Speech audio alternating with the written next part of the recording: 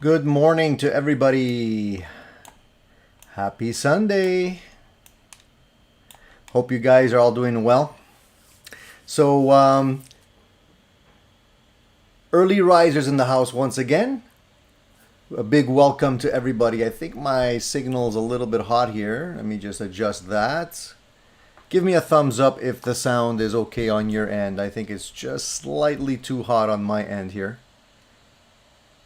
So I hope you guys are ready for another session of our Sunday morning therapy for everybody who is addicted to gear and in the house nice and early this morning. And I know who you are because you're getting up early on a Sunday when you can possibly be resting to come and watch me talk about stuff here. So I appreciate it, guys. I really do. So let me say a good morning to everybody that's here so far. Jack, I noticed that you were here nice and early like usual. Thank you for getting up so early. Alan, good morning. Cushman, good morning. Wayne, how are you, my friend? Vox Guitars Rock, big thumbs up. Paul, of course, consistently in the house, and Ed here is here too. So cool. Everybody's here, ready to go. Good. So the first thing I want to talk about, first thing on my mind is I want to know if any of you guys have gotten any new gear acquisitions this week. This is the most important thing for me. This is what I live off. This is what drives me. Let me just adjust my camera a little bit so I'm a little bit more centered. How's that? Is that better? Sorry guys, I didn't have a chance to do too much of a setup because I was busy with a couple of other things. Just getting things done. Oh, there comes trouble. There she is. Just barges in on me all the time like she owns the place, you know? Keith, good morning. Strat 5150, good morning. Quicksilver, good morning. Let me just close that door because otherwise we're going to get other noises. So as you might already notice, there's a bunch of messy boxes here. I have a couple of things that I want to show you in a couple of minutes as we get to it, as we get to that discussion. Have any of you? Oh, the first thing I wanted to say, get this off my chest, and so you guys are aware of what's going on. So this Sunday, previously we were posting videos every Sunday.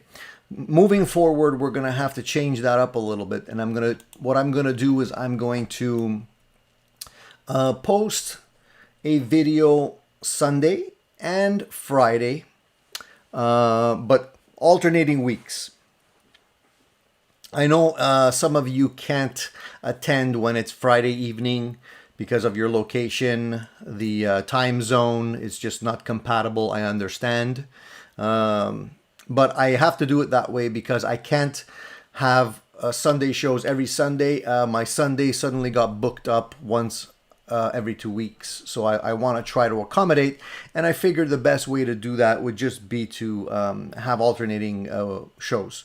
So 1 week it'll be on a Friday evening. Next week it'll be at the regular time that you guys are joining me at. And that is Sunday at 10 a.m. So I hope that works out for everyone. Also, Fat Philosopher said, I just posted a video wearing an Addicted to Gear t-shirt. I saw the video that you posted maybe a week ago or so. And that's really cool. It's really nice to see you guys with the shirts on. I'm gonna get mine and start wearing mine too. I just don't want to always wear the same stuff, you know. I gotta keep up appearances. Right now I'm just sporting the Sanford Magnetics t-shirt. And if you guys don't know Sanford Magnetics, check them out. The Canadian company, I did a review on their pickups and they make some really, really great sounding pickups. No, it's not my wife that booked up my Sundays. I'm actually doing some training. And unfortunately, every other weekend, Saturdays and Sundays are booked solid. So uh, it's not fun for me to be doing that during the weekend. And I do have overall less time, but I'm still going to try and crank out as many videos as I can for you guys. And I don't think it's too bad to do it on a Saturday and a Friday because, or Sunday and a Friday, because it allows me to attract other viewers from other time zones as well. Last Friday wasn't as busy as usual, but there were still new people on board that I hadn't had an opportunity to chat with previously. So I think that's going to be pretty cool. So now I wanted to, again, guys, I asked if anybody got new gear. And I mean, doesn't have to be just guitar, pedals, amps, guitars, heck, even guitar strings. I don't care. Let's talk about some new stuff and see what's going on. I know you guys are always purchasing new gear and stuff like that. So I don't want to be the only one talking about new stuff. Now, in the meantime, I also wanted to point out that next Friday, I plan to have a special guest on the show as well, and it'll be live Q&A. You'll be able to ask questions and whatnot, and it's going to be Mr. Chuck Wilson from Bootlegger Guitars. If you guys have seen the video I did, the last guitar video, which was the Bootlegger guitar, which I have right over here, the Bootlegger DeVille. I really dig that guitar. It's a great sounding and a great looking guitar. Somewhere between a Les Paul and a Gretsch. You know what I mean? In terms of features. If you haven't checked out that video, definitely check it out. Great stuff coming out of Bootlegger. And I want to talk with Mr. Chuck Wilson about his guitars, but mainly also he has a new amplifier that he's working on. And I wanted to have him on the show and talk about that, and maybe we can answer some of your questions as well together. So that'll be pretty cool, I think.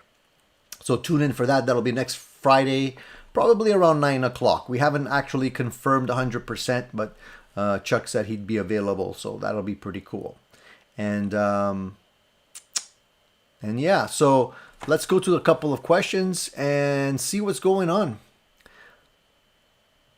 Dan of New Jersey is new in the house. Hey, new to the channel. Welcome, Dan. I'm always happy to see new faces. I'm glad you stumbled on our channel here.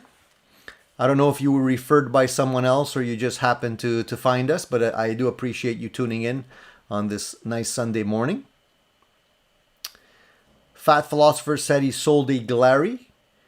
So tell me a little bit about the Glary guitars. I didn't get a chance to review one. I probably will eventually. They're a little bit more difficult to get here in Canada. I know they sell overseas quite a bit, not too expensive.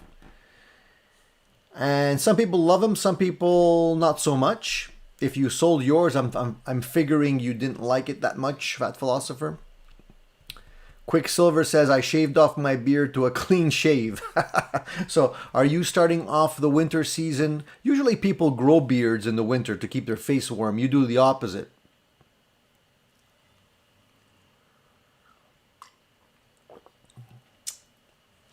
ZD351, hey, how's it going, my friend?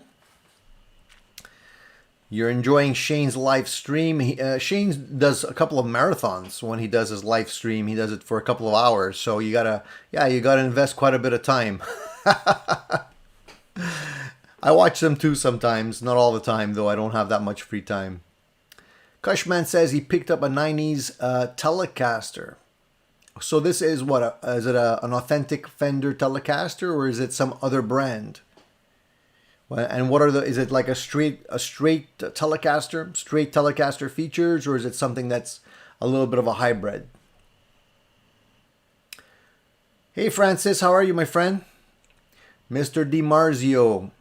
Francis doesn't make pickups, but he comes in every once in a while and keeps us company. So I'm glad to see you in the house, my friend.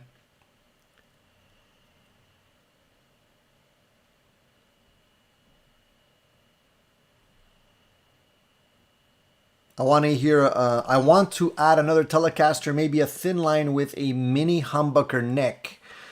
That's Strat 5150. The thin lines are pretty cool. There's a couple of companies that are making some really nice thin line guitars right now.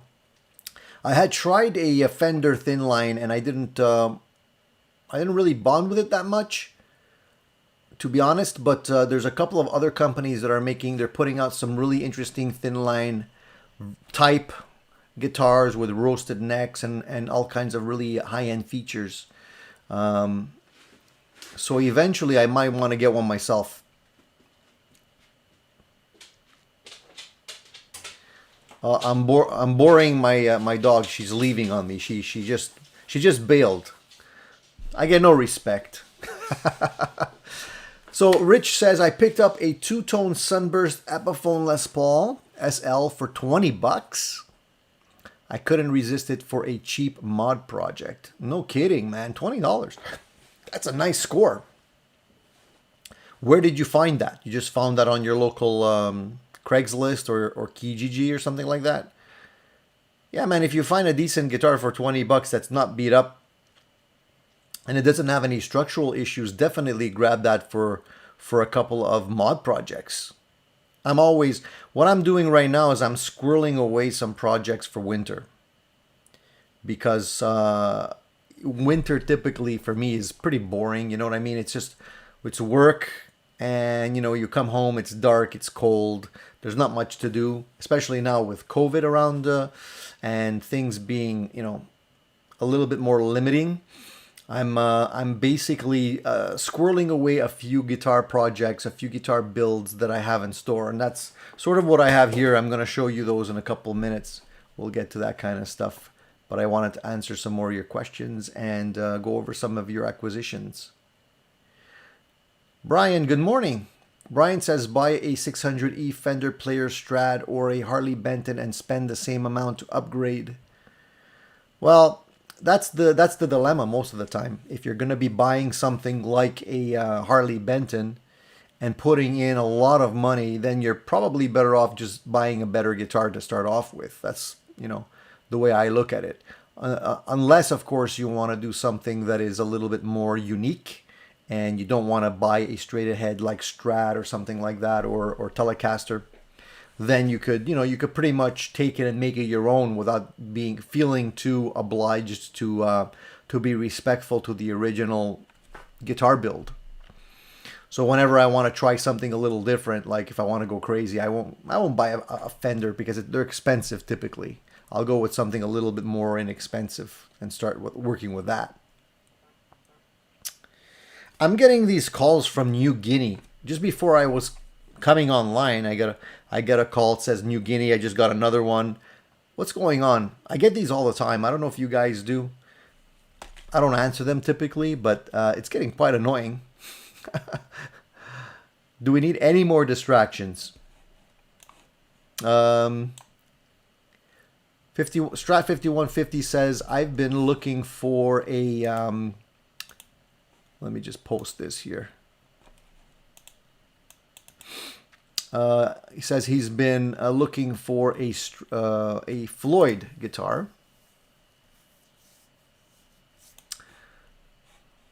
And let me just go back into a different view here.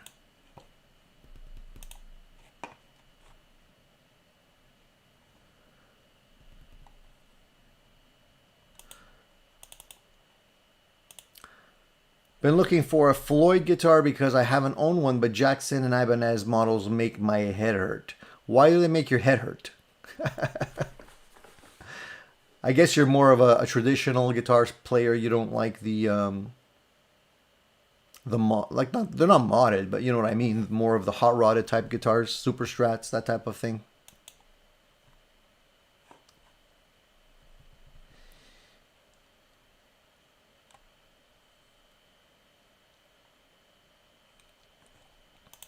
Ed says, "Yeah,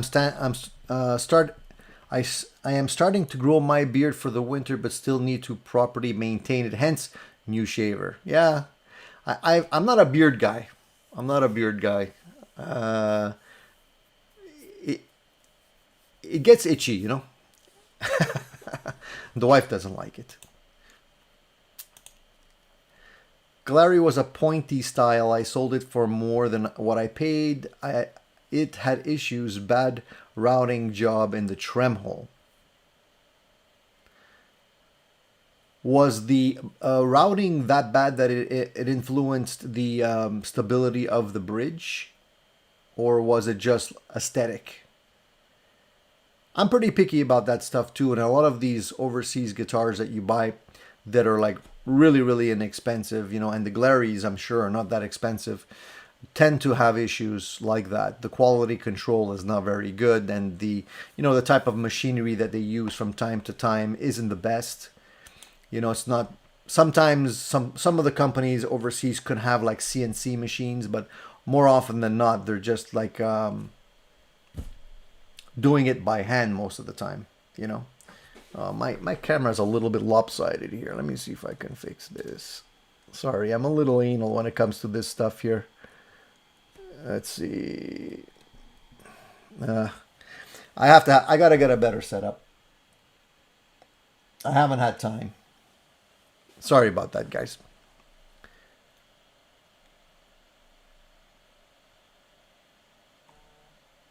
The thing about Floyd guitars, just to answer Strat 5150's question, is that you either love them or you hate them, you know?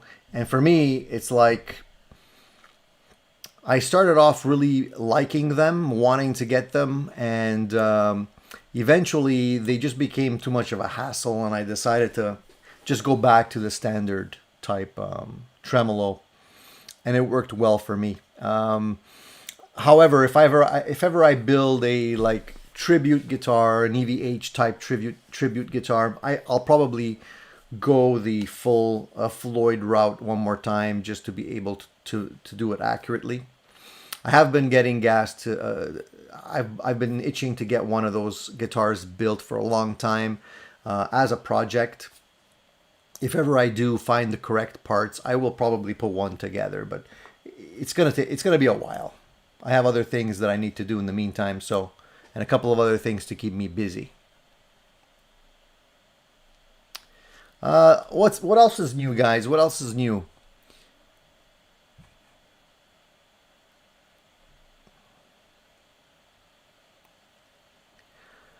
Cushman says Fender Tex-Mex Standard.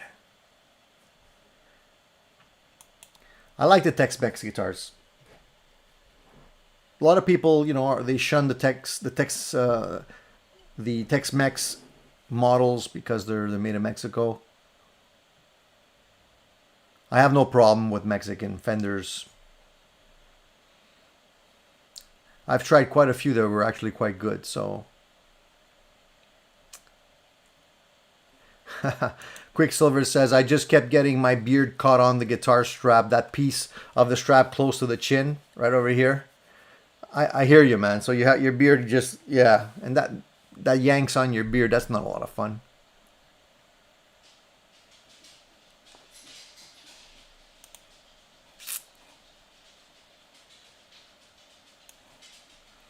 Here comes trouble again.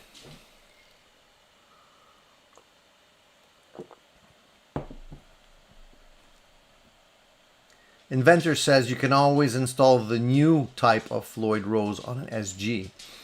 Now, I know there's a couple of models that are like, there she is one more time. So the new models, there's a couple of new ones that I've seen, a couple of new types of bridges that I've seen. One is also from Wilkinson. It's not a Floyd Rose bridge per se. It's more of a traditional bridge with a little bit of upgrade, a few upgrades. Not extremely expensive. So if you're looking for an upgrade on your guitar, this is a 2-point post type bridge. I don't remember the name. I remember seeing it recently and thinking I'd like to try one of those on one of my guitars. It's got the actual saddles on that one are quite interesting because they're not just bent metal or carved out metal. It's actually, they're like roller type bridge saddles, which look like they would perform quite well. But I haven't tried one, so I can't vouch for that. But eventually I like to get my hands on one and see how well it works.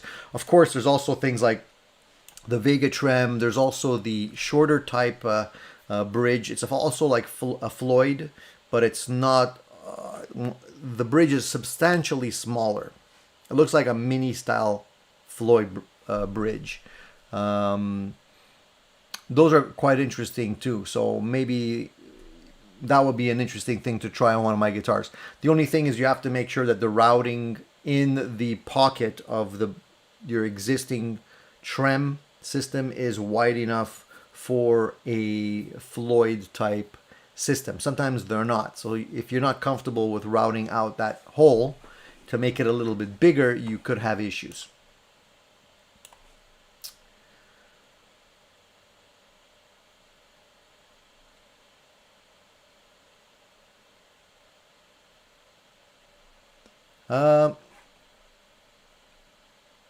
Jeff says I got a Nobles ODR1 and a Nux or Nuex Tape Core Deluxe this week. Both inexpensive and great. So much great gear around. Now, absolutely agree.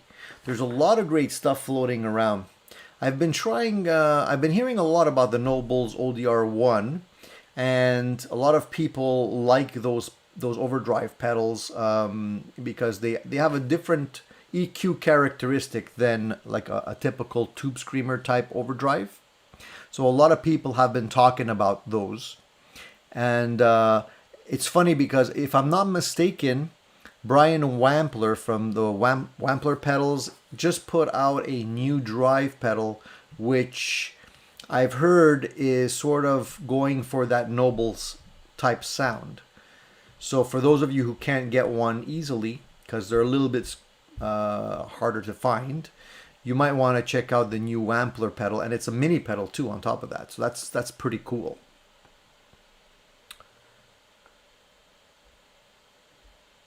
How are you liking it so far, the Nobles, Jeff? Let me know. Hey Randy, good morning. Another Canadian. Oh no, you're not Canadian. You're from Southern Illinois. How are things in the States? You guys are getting ready for the big election. It's gonna be interesting. I keep track of all this stuff because, you know, I need to know what's going on. You know, we're not that far away. So, hey Nick, how are you, my friend? Nice to see you in the house. You've been busy. I caught part of that that guitar show that you guys put on in the Blues, where you had a whole bunch of people chit-chatting at the same time. It looked like Hollywood Squares or what was that show where everybody's in their own little square? Quite entertaining. I had a good time watching that.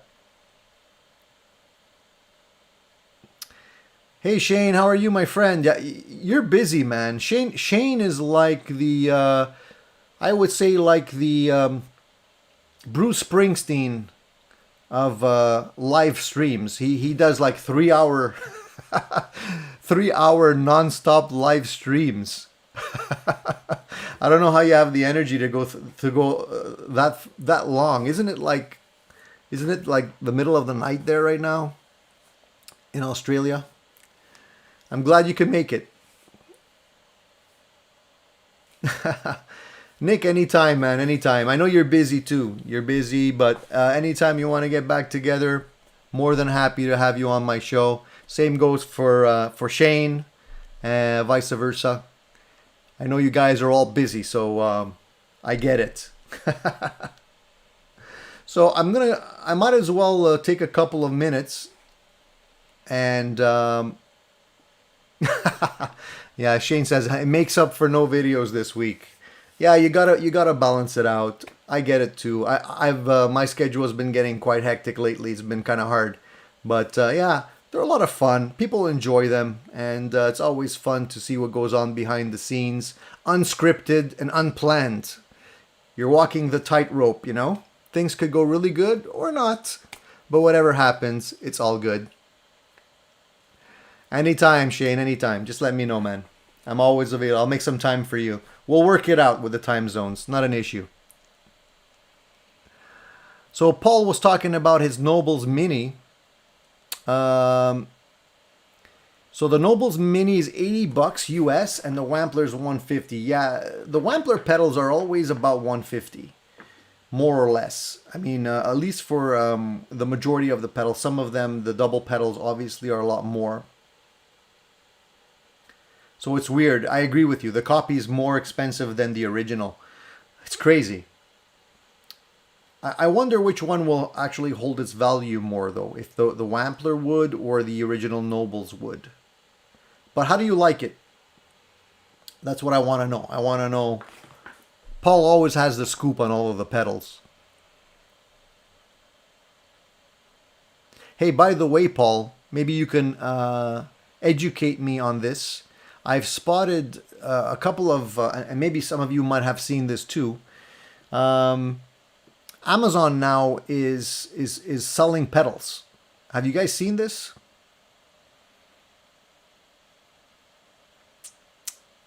It's weird. I don't know if they're any good. I'm gonna see if I can put this on the screen for you guys. Let me try to switch this over to my screen so I can show you what I mean. Check this out. So basically, what I'm seeing here is Amazon now has their own line of pedals, probably being made by someone else. I wouldn't be surprised if it's, one of these overseas companies making it for them. But they have a booster pedal, a compressor pedal, a delay, a distortion, looper, overdrive, and tuner. And they're all about $40, except for the looper that's a little bit more expensive. So it's interesting that, first of all, they have this. The other thing that's pretty interesting is that the reviews seem to be decently favorable.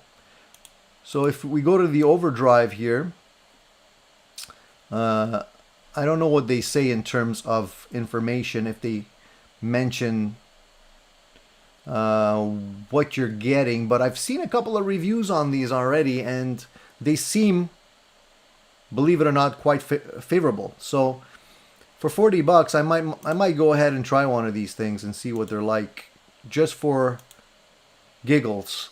So they have the delay, the distortion pedal, they have a looper. I'm trying to figure out who's making these pedals, and the tuner too. And they're all mini pedals, so that's pretty cool. I tend to like mini pedals because they fit on my board a lot more efficiently. What do you think of that? Have any of you tried those?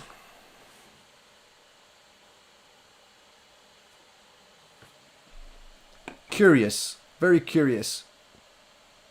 Yeah, they do kind of look like Donner. Either the Donner or, yeah, I'd say the Donner, but the Donners are a little different, right? The Donners have this little ridge.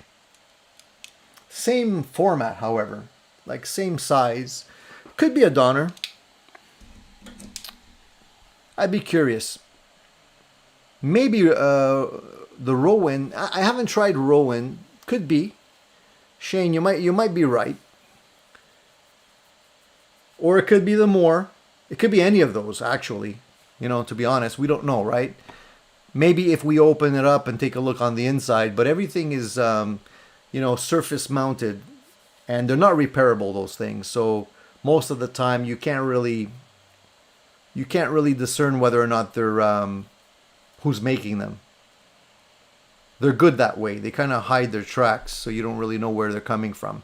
But I figured that if anybody might know, Paul would know.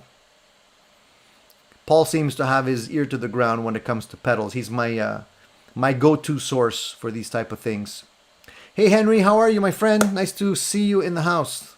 Thank you for joining us this Sunday. They could be Mosky pedals too. You know what? I think most of those brands, honestly, probably come from the same place. I could be mistaken, but a lot of times that's what ends up happening. You get a whole bunch of different brands that are made in the same factory. So, who knows? Strat5150 wants me to do an entire Amazon Basics board. Maybe. You know what? Some of those pedals, to be honest, are not that bad. Some of them are terrible. I've had a few that were really not very good and would break almost immediately. But however, some of them are a good compromise for somebody who doesn't want to spend a lot of money and wants to get a, an interesting sound through one of these. They're not all terribly bad. Yeah, Kevin, I don't know about. I think Tone City would be probably more expensive. I have a feeling. Fat Philosopher says my Donner noise gate has no ridge. So again, they might have different versions. I'm not really sure. Brendan says there's a rebadge of that called Flatsons. Haven't tried those.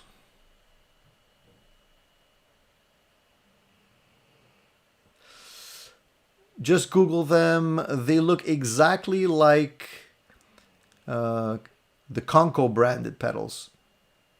I hope they're not, because I think the Conco pedals are even less expensive, aren't they? They're under $40. They're $46 Canadian, so I don't know what that means in the US there, but I haven't tried the Conco brand. Charles has a question. He wants to know, in my opinion, how much better is the Friedman than a Marshall? Good question. In my opinion, I really like the Friedman stuff. I think they sound great. Very expensive, but they do sound great. Again, it depends on what Marshall you're talking about, right? Because they're not all... The Friedman stuff is not like... He's not necessarily going for an authentic Marshall sound. It's still the Friedman sound. The only way I can explain the difference to you is that for me, and I've had like Marshalls, a couple of them. The Marshalls are more raw sounding, and they don't necessarily sound. How can I put this? I love Marshalls, by the way. I'm a Marshall guy. Okay, so take this with a grain of salt. But the way I look at Marshalls is that I think they sound great. They sound more raw, and the Friedmans sound more like a recorded Marshall. So Marshalls, and if any of you have Marshalls, you'll know what I'm talking about. When you play them in the room, where you can make them sound really good when they're recorded. They sound great recorded if you have the right microphone. You can make them sound wonderful. We all know that because Marshalls have been used forever on all sorts of recordings. But you have to crank them. The Friedmans, however, to me, sound like the recorded Marshalls sound on like a record or an album right out of the gate. And the good thing about the Friedmans is they have a great master volume on there. So you don't have to blast it to get that sound, that saturation. There's plenty of saturation with the guitar, with those amps. So my Dirty Shirley that I have back there is it's my favorite amp right now. I don't think I'm ever gonna sell that amp, and I've tried quite a few different types of Marshalls. So I don't know if that answers your question. Of course, everybody has a different opinion when it comes to the sounds that they're looking for in their head. So you got to try out a few things before you find what you like. There's a lot of amplifier companies trying to get that Marshall sound, and they're all pretty close. As a matter of fact, what I have here, if I show you, you'll understand. So the Friedman is definitely a Marshall-y sound. Unfortunately, all my amps are covered up right now. Well, most of them. The Brunetti, which is right there, that's an Italian amplifier from Italy. And it's called the Brunetti Pleximan. So basically, that plexi tone in a smaller format, 50 watts. You can bring it down to 5 watts. It's a fantastic amplifier. 2 channels, foot switchable, no reverb on that. But there's an effects loop. So definitely gives you that plexi sound. What I like a lot about that one is that it has more flexibility than a standard Marshall. And it has the ability to go down to 5 watts. So you don't have to blow out your eardrums, okay? Then under the alto speaker there, right there, that's the That's the Black Star that I purchased not long ago. That's the Jared James Nichols 20R, which is also based on that Marshall sound. Definitely gets you into that Marshall territory. But they're all different. They're all slightly different. They're not going to be 100% Marshall. So that's why I don't feel that I'm being that redundant, because they kind of all do their own thing. What I like about the Black Star is that it also goes down to very low wattage. It has a wattage switch on it. And because it's a combo, it's not very heavy. It's very portable. And you have the ability to use the effects loop in there. It's got a built-in reverb, although the reverb is not spring, it's digital. And you also have a direct output, so if you want to record directly, you can do it with that one. So that's cool, right? And behind that one, you don't see it, but under the alto, just behind that one, I have a Fender Bass Breaker 15, which to me kind of sounds more Marshall-y than Fender-y to me. Again, more of that Marshall tone.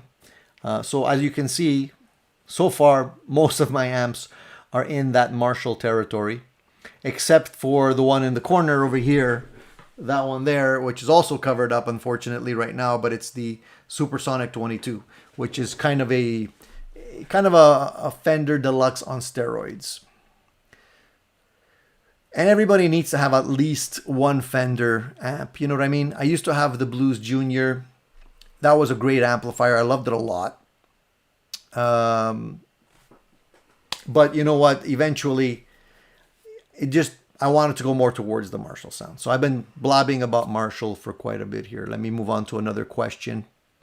Jeff says he has a Victory Sheriff 22, and it sounds like it works similar to the Friedman. I almost bought the Victory Sheriff at one point.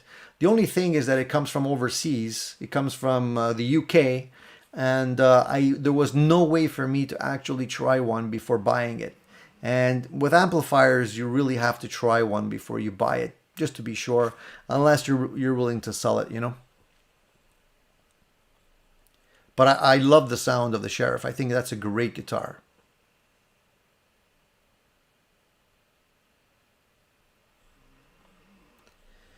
What else? What else? I'm just scrolling through some of the questions, because when I talk too much, then you guys outdo me with the questions quite a bit here. So Strat 5150, maybe I'll do an Amazon Basic board. We'll see. I might just buy one and then we'll see how it sounds. If it doesn't sound terrible, maybe I'll get a few more for you guys.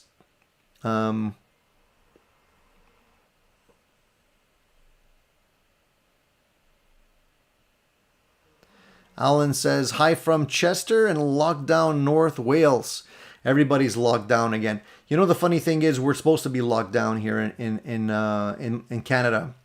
But I don't buy it, man. I go out and I see people, you know, the Costco's are packed, the Walmarts are packed. Everywhere you're shopping, there's a million people. So are we really doing the lockdown? I'm not really sure at this point. Jim from Cleveland. Hi, Jim. Jim wants to know any tips on playing the music you hear in your head. Well, most of the music I hear in my head is the music that I listen to. When you say music in your head, are you talking about just original music, that type of thing? The only tips I can tell you, man, is play as much as you can.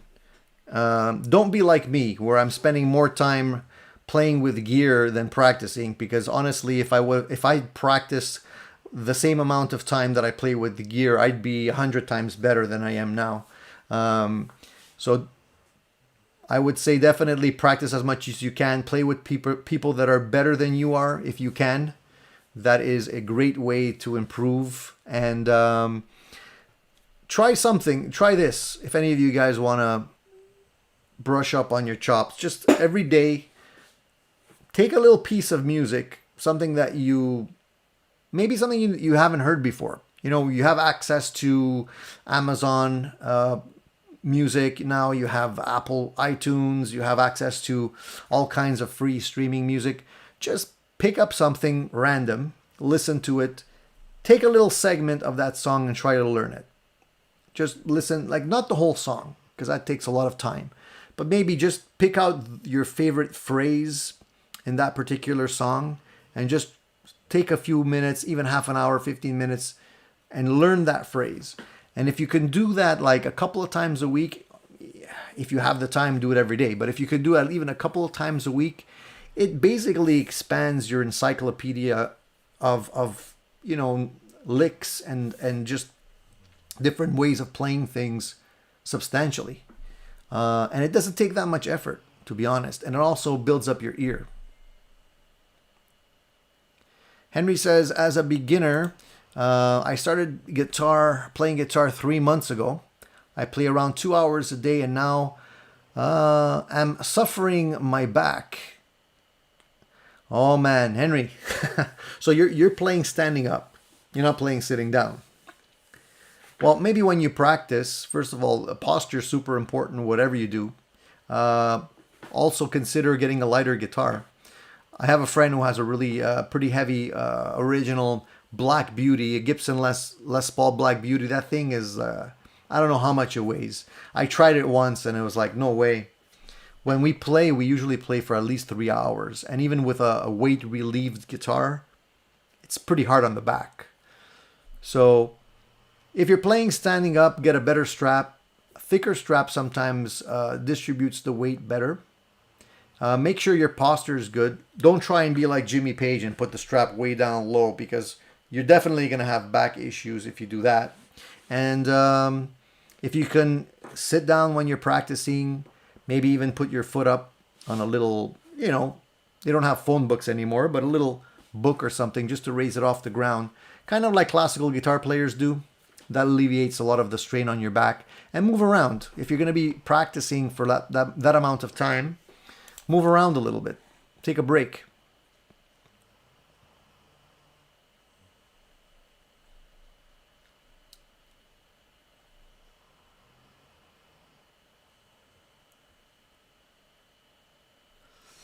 What do we have here? Best modelers under 1K, leaning towards Helix. I want something that does high gain and low gain as well. There's a lot of choices out there nowadays, I gotta say. I've been accumulating quite a bit of these like multi-effects modeler type things. I have probably 4 of them here in this room.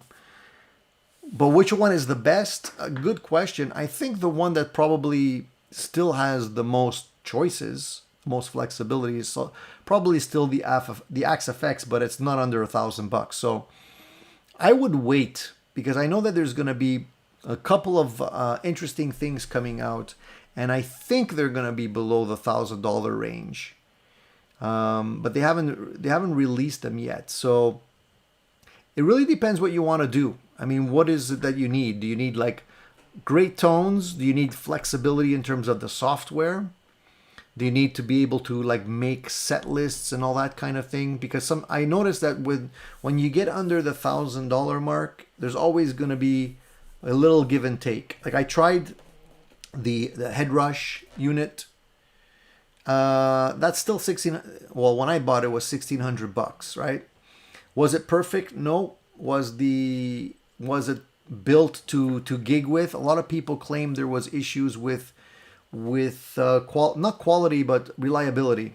And a lot of times when you're dealing with a unit that has a big touch screen type thing, I always feel quite finicky about that, because it's easy to break those things. If you're gigging, you drop something on there on that screen, you crack the screen, and then you're kind of out of luck, right? So it depends what you need. Like the Headrush was good, it had decent sounds, decent flexibility, although you weren't able to build up the sounds as with the blocks that they had as much as I would have liked. They were kind of limited in DSP, in bandwidth. So that was the disadvantage with that one. But again, it depends what you're looking for. It's a difficult question to answer. Maybe if you give me a bit more information, I could definitely point you in the right direction with that. Paul says the absolute best low gain pedals low gain pedal is the Serrano Music Solutions Earth Drive, the only transparent drive that truly is $170 USD. It is not a revamped Tube Screamer circuit. A Tony pedal for sure. Interesting. Interesting. But $170 is pretty steep. Transparent drives are great. You know, one of my favorite pedals on my board is the EP Booster. It just makes everything sound better. And it, you know, if somebody says, well, what does an EP Booster sound like? It really just fattens things up a bit. It makes it more chewy. And I always have it on my pedal. It's always on. It just makes everything gives it more girth to everything. It's almost like I'm not going to say a fat switch, but it just makes everything sound bigger. Shane wants to know, are those guitars in those boxes? Yeah, these are guitars, but these are guitars that I'm using to get me through winter. I have a couple of projects in mind to keep me sane, and I wanted to show them to you guys, so I might as well do that now. So, as you know, I like building guitar kits and putting guitar kits together. So I have two here, and I have another one that's currently drying. It's a 335 model that I've shown on the channel before. These ones are slightly different. So let me show you these first. Here, let me show you this guy. So as you guys know, there's a lot of companies making guitar kits. I'll do a full review on these kits for you guys. But for now, I'm just going to give you a live preview. So you guys have the ability to see everything before everyone else. So this kit, this guitar body here, is a Les Paul style body. But the kit, this is a high quality kit, okay? There's inexpensive kits that you can get for a couple of $100s. And then there's kits that you can get for a bit more money, but they're not the same. This one, I don't know if you can see here. I'm going to show you inside the route. But if you look at the route, look at the thickness of the top. This is not a veneer. This is an actual full-sized, there you can see it there. Right in here. That's a full-sized top, right? And there's weight to this body. The back of the body is mahogany.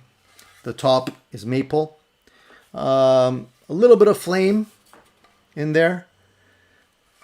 It doesn't have any type of binding. It's just the wood binding around the edge here. Beautiful body, because basically, how can I put this? You have to be super careful when you're building a kit. If you're buying cheap kits and you're trying to do the fancy flame finished on the bodies, you're gonna go right through the veneer most of the time. And when you do that, you have two choices. You either paint it a solid color or you throw it away. So if you're planning on doing something really nice, then go for something that has a solid top. Why? Because you can stain this with dyes, then you can sand it back as much as you want, and you're not going to ruin the top. You're not going to go through it or anything like that. It's going to look really great. So I wanted to build one of these for a long time.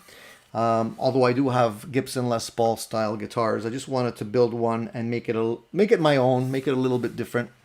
So this really is a nice kit, more expensive but nice. And here is the neck. So the neck on this has the trapezoid inlays. I don't know if you can see that there. Trapezoid inlays. The fretboard on this is, I'm gonna say, I mean, it's hard to say. It looks like ebony. Can't be 100% sure that it is ebony, but it looks like ebony to me. Of course, the headstock is not Gibson. it's fatter than a Gibson headstock, you can see. And it doesn't have the divot in here. So it's wider than a Gibson. But I could probably, you know, modify this. I don't really like the hump, but I could modify that. And the tendon goes all the way in. So if you look at it here, once you put the neck in, look how beautiful it fits. Look at that. The way it's carved fits right into the pocket. You know, there's no ugly thing sticking out. Look at this. Comes out and it fits perfectly right in there. You have the right neck angle and you're ready to rock and roll. So I haven't decided how I'm going to paint this yet. I definitely want to see the grain on it. So I'm thinking about staining it. I don't know what color. I was thinking about maybe doing a black burst or something, but I haven't really decided 100% yet. So if you guys have any suggestions, let me know. I'm always open to suggestions. So that's the first kit. And that'll keep me busy for a couple of weeks for sure by the time I put everything together on it and do all the paint work and filling and sanding.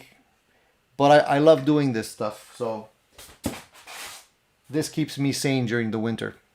So that's the first kit.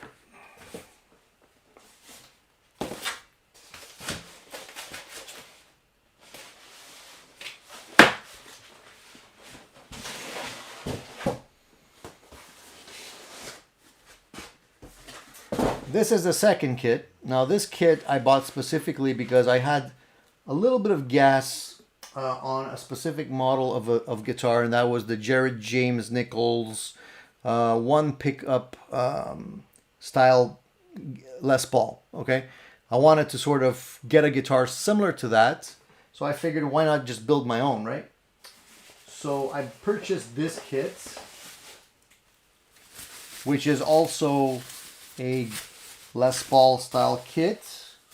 You may have seen this one before.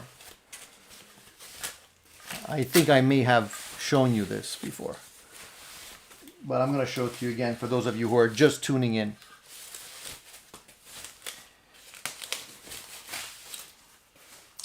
So this one is a more inexpensive kit.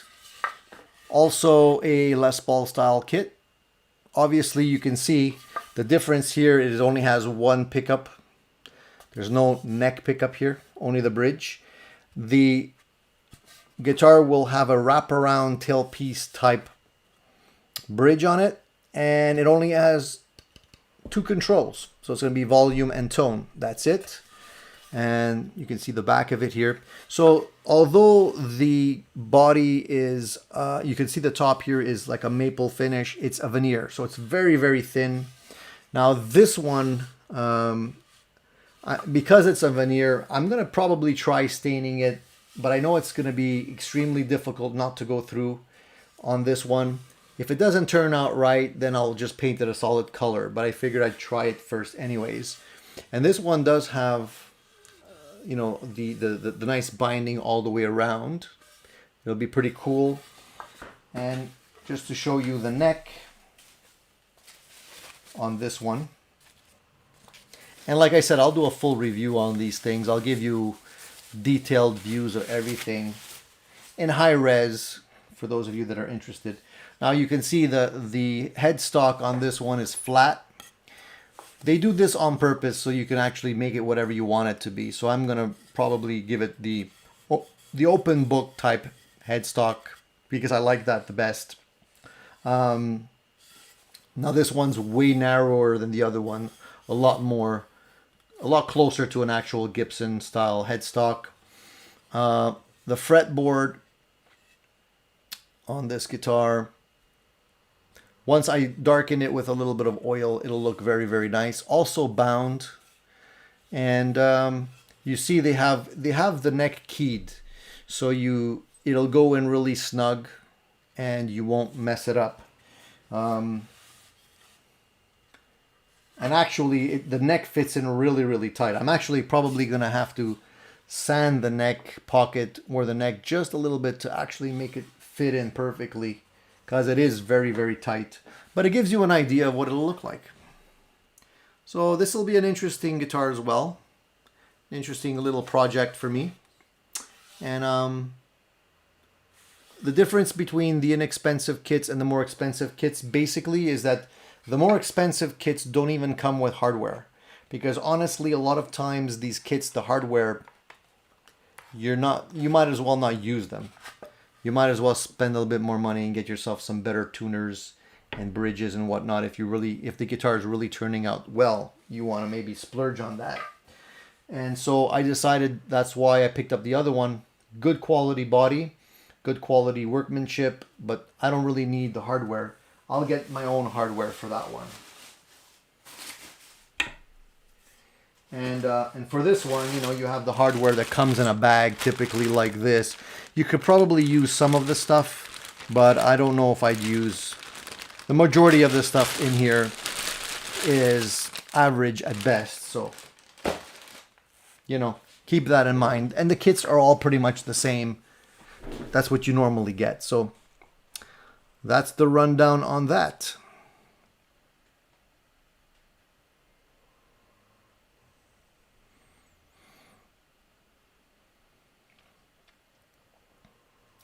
Rich says, I can also try a guitar made of poplar. It's also lightweight, like basswood, or maybe a semi-hollow guitar.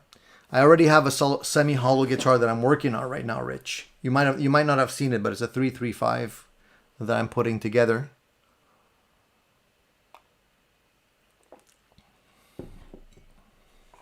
Thunder Falcon says I should go green. I don't know about green. I don't have any green guitars. I don't think green is a very popular color for guitars. Are you talking sort of like a seafoam green or something like that? I know Fat Philosopher wants me to go purple. Purple Sparkle. Like I said, Fat Philosopher, my Charvel was purple. So I already had one of those purple guitars.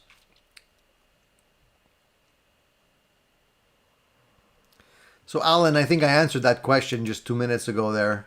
Yeah, they do. They do sell kits without the cheap hardware. Usually the more expensive kits don't come with hardware. You'll pay a little bit extra for the actual body and neck and no hardware to be included, which means you can actually spend that money elsewhere, right? Spend it towards a better body and neck and not have to have hardware that you need to throw away.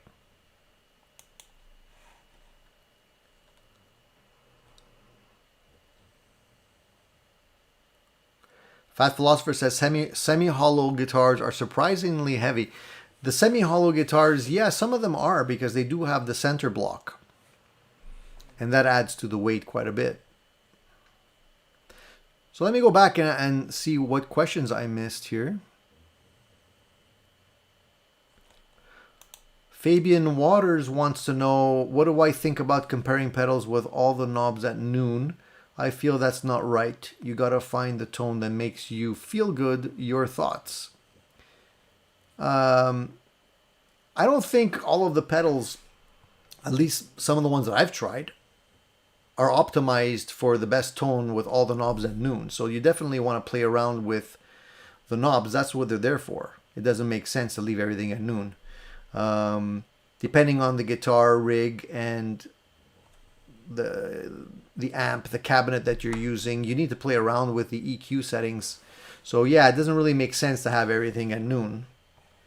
You want to do the full sweep. Like most of the time when I do a pedal review, I try and go through the entire sweep of the knobs just to be able to show you what it is. Not necessarily, it's not meant to, make you think that putting the treble all the way at max is going to make the guitar sound the best. It's not.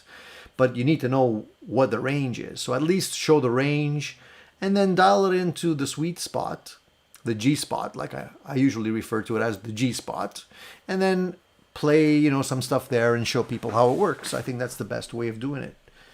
A lot of people compare like shootouts. They take two guitar pedals, let's say for example, a Tube Screamer and a Tube Screamer clone, and they dial in the pedals the same way. They put the pedals on the same settings, and then they do a shootout between the two. That doesn't always work. It depends on how the pedal circuit is designed. They might not be the same. So it's kind of not the best way of doing it. Sun YT, greetings from Germany. Hey, all the way in Germany. How are things there?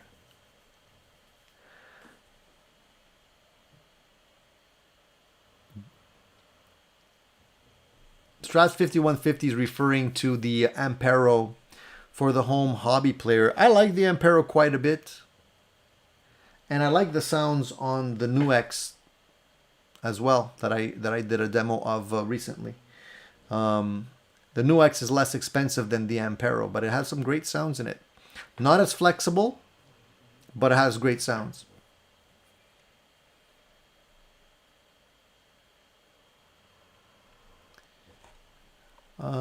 What did I miss? You guys have been chit-chatting here. Guitarman 45, hello, good morning. Cohen, good morning. I missed you there.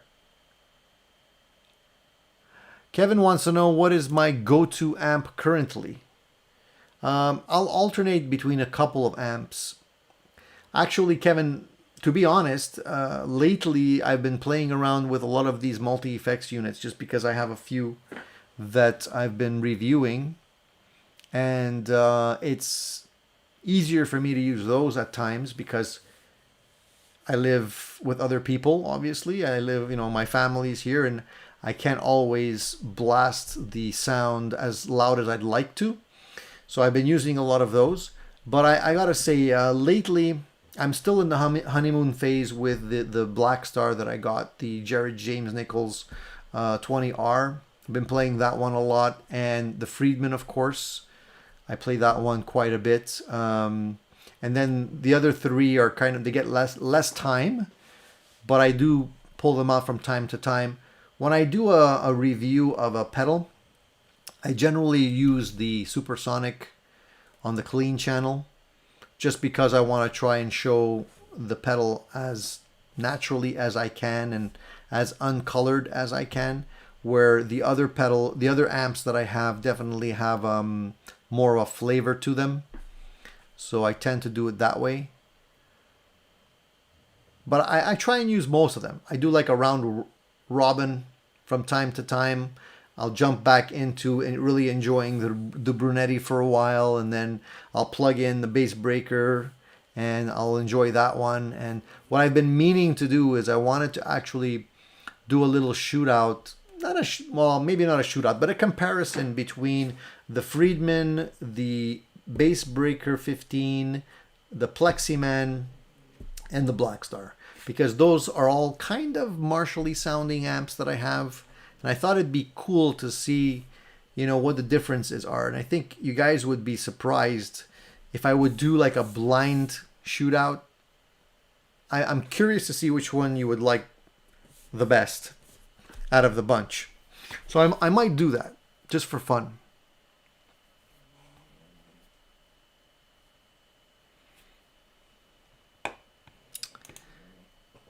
Have you ever put a TLE guitar kit together? I don't know what you mean by TLE. Are you saying telly? If you're saying telly, I have put together lots of tellies, not necessarily from a kit. So not necessarily from a kit that I had to paint myself and but like a parts caster, I've done that. Actually, one of my favorite Telecasters that I own is one that I put together myself. It's actually right there, the first one in the bunch. And I love doing that kind of stuff. I think you can definitely put together guitars that are like way, way closer to what you want them to be if you just do it yourself. Why wait for somebody at some company to figure it out? Do it yourself. Buy the neck you like, buy the pickups, the body, everything, put it together. You're going to be probably happier in the long run. I know I'm getting a lot of mileage out of that guitar. Rico, good morning. All the way from sunny Arizona. Rico, I've always wanted to go to Arizona. Do you recommend it? I hear that Phoenix is a beautiful place to visit, and Arizona in general is beautiful. So let me know if I should look you up if I come down to Arizona and visit. I'll pay you a visit.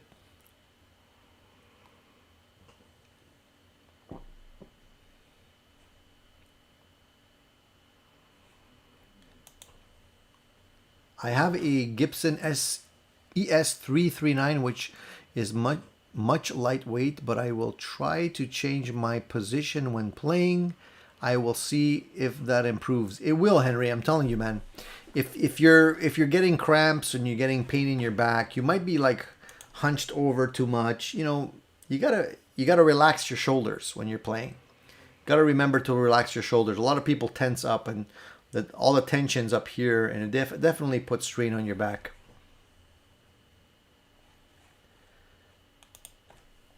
Just saw a green custom shop Les Paul with Wicked Flames on it.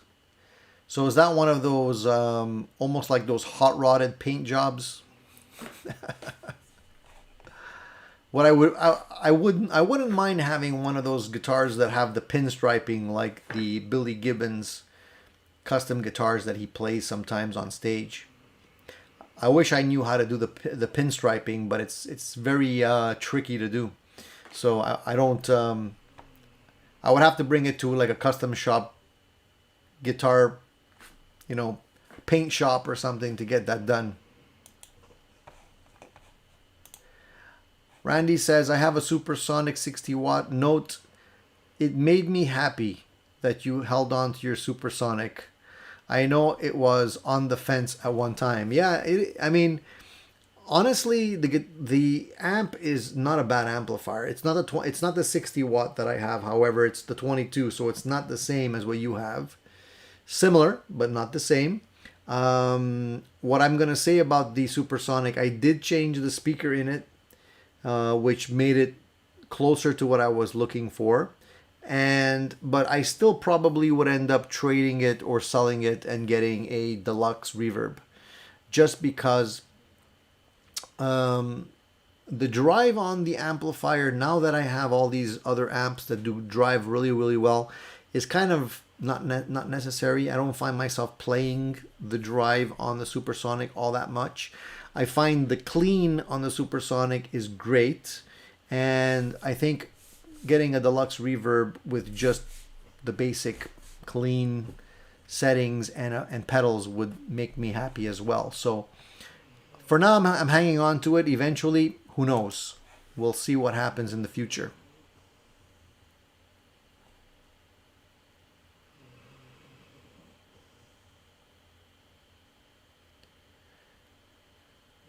Paul says Marshall designed all their amps so the knobs set at 12 o'clock is what they have found out from an extensive survey of players what the classic Marshall sound is.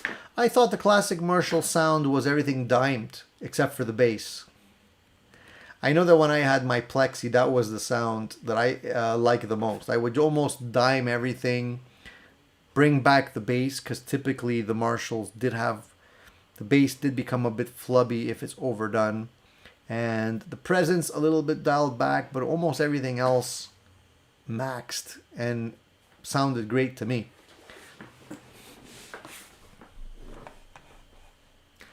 Now for the amps, I'm pretty sure that there are some amplifier companies that do that they want everything to sound good when everything's at noon. For pedals, I'm not sure that's the same though. What I mentioned earlier, I was referring to pedals.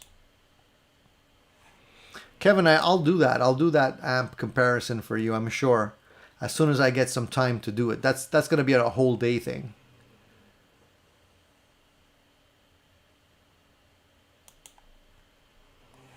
Rico, I'll definitely come down. We'll go to your favorite guitar shop. Cool, man. Zims. Definitely, if I'm in Arizona, I'll look you up. I'm gonna have to private message you or something like that to let you know I'm there. The wife's been talking about going to Arizona for a long time, so who knows? Definitely want to get down there eventually. Speaking of guitar shops, have you guys heard the news? There's been some rumors lately that floating around that Guitar Center may be going belly up, might be going bankrupt. I've read an article that said so recently. It came into my feed. I might still have it here. Here it is. It says that Guitar Center has begun to prepare for a potential bankruptcy filing that could come as soon as next month. People with knowledge of the situation said the retailers missed an interest payment of roughly $45 million earlier this month. That's quite an interest payment. Wow. And that set off a 30-day grace period that could end in default. So now we don't have guitar centers here in Canada. This is more of a US thing. But I know that Guitar Center is quite popular in the States, and I'm sure a lot of you know the actual store. So it's a little sad to hear that. I'm hoping it's not the case, and I'm hoping that they'll come through. Sometimes, you know, you got to take this information with a grain of salt, because a lot of times what ends up happening is that, you know, the companies sometimes use these scenarios as a leveraging point, just to leverage their creditors and to maybe get off with paying a little bit less. So because of the COVID situation and all of this stuff, you know, they sometimes just use it as a bargaining chip and say, guys, if you don't take 30 cents on the dollar of what we owe you, we're going to have to close our doors. And a lot of the creditors would be happy to take the 30 cents on the dollar instead of getting nothing. So I know that other companies have done this in the past and got away with it too. So we'll see what happens. But it would be a shame to see a company like that or a franchise like that go out of business. We need more guitar shops, not less. But the reality is that a lot of these guitar shops are not doing that well. I think a lot of the used guitar shops are probably doing better than the ones that sell new guitars, especially with the prices that are constantly going up.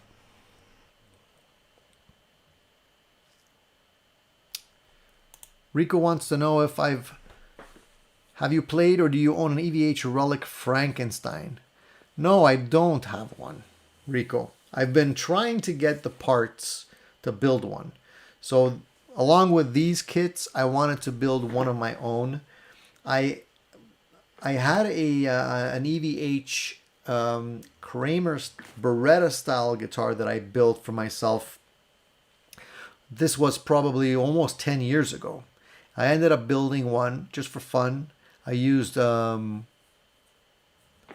forget where I got the body from, but it was an inexpensive body that I purchased somewhere. Painted the guitar with the stripes and everything. Came out actually pretty good. So now I have the itch to do it again. I don't know if it's in light of the fact that Eddie Van Halen passed away, and I would like to have something around here to remind me of my favorite all-time guitarist. So eventually I'll probably scope out the parts for that.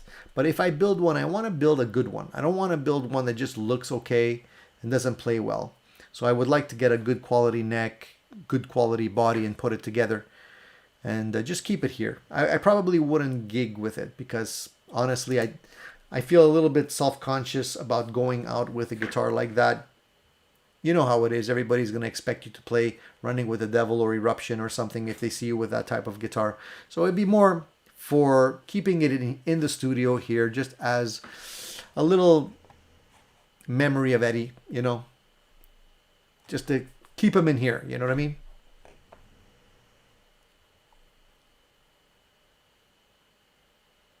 Have I ever played or owned a Fender Champ? No, I have not. Sean wanted to know that, so I know I have not. The only Fender guitars that I've owned, there's only been a couple. There's only been, what did I have? I had a Hot Rod, Fender Hot Rod, the Supersonic, Blues Junior 3, At one point, I had Fender Pro Reverb. What else? That's it. That's it for Fenders.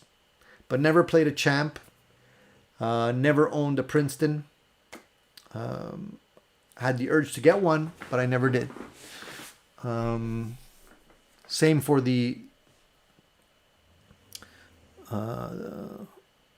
like a Fender Bassman. I've always had an urge to get one. I've tried them multiple times, and I always found them a little bit too bright and too harsh sounding. At least the new ones were. Maybe because I wasn't playing them full tilt the way they should be in the store.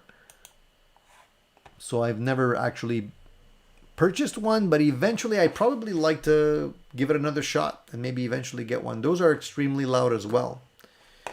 Fender amps in general are very loud. So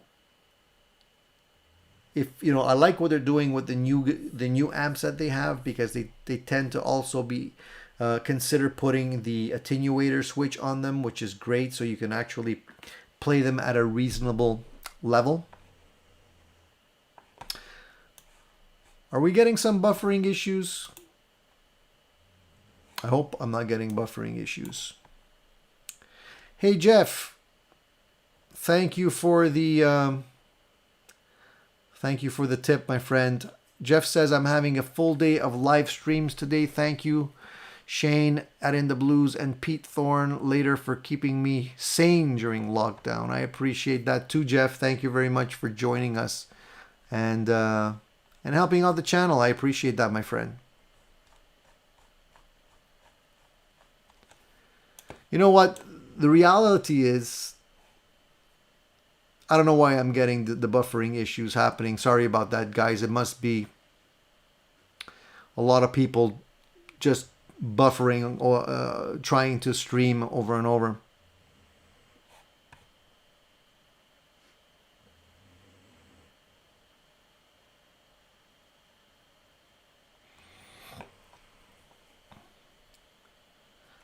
Guys, sorry about the buffering issues. Let me just check out what's going on.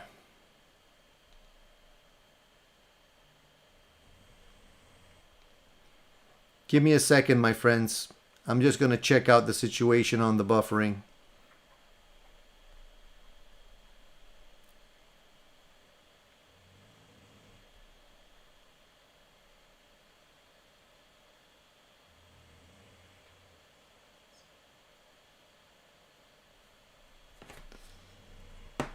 Hopefully the buffering won't continue. I apologize for that. I don't know what's going on, but from time to time the buffering becomes an issue. I was just saying thank you to Jeff for the top chat there. Thank you very much, Jeff, and I appreciate it. And honestly, you guys keep me sane too. It's not just the YouTubers keeping everyone else out there sane.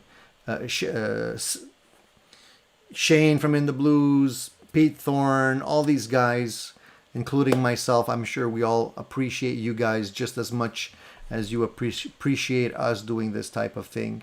It's reciprocal, guys, you know.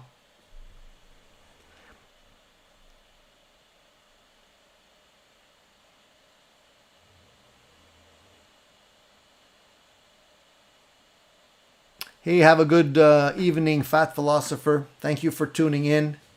Sorry that it's cutting on into your beauty sleep. I'm glad you tuned in.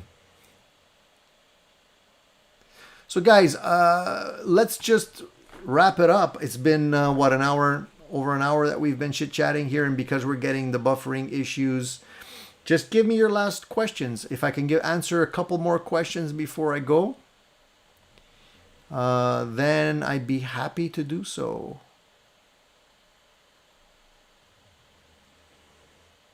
I'm just going back on the... Rico says there are 5 guitar centers in Phoenix and that'll be rough if they close. I agree. We don't want to see any of these companies closing down. It's definitely not what we need at this point for the economy, right?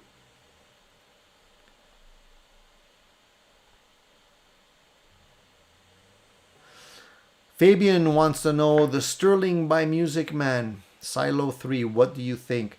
The Music Man stuff is all the Music Man stuff I've tried is like very good. The like honest to goodness Music Man guitars are really really great quality guitars. Attention to detail very good. Workmanship really really good. It's a really top shelf type of guitar. The Sterling line obviously is their lower end budget line, similar to what Epiphone is doing for Gibson. And I've had a Sterling guitar, and it was good. It wasn't a bad guitar for the money I paid it. It was actually very good. So I wouldn't hesitate. Just be careful. Try them out. I haven't tried them recently, so I can't say what they're putting out today, and the quality sometimes changes. This was probably over about 8 years ago when I had the actual Sterling guitar that I'm talking to you about. So I would say try it again. Make sure that you give it a shot in the store before you actually bring it home, just to make sure the quality control is good. You know what I mean? Yeah, the buffering stopped. I don't know what happened exactly there. It could be my kids all doing their own thing upstairs and eating into my bandwidth. I apologize for that, guys. Usually it goes off without a hitch, but you never know.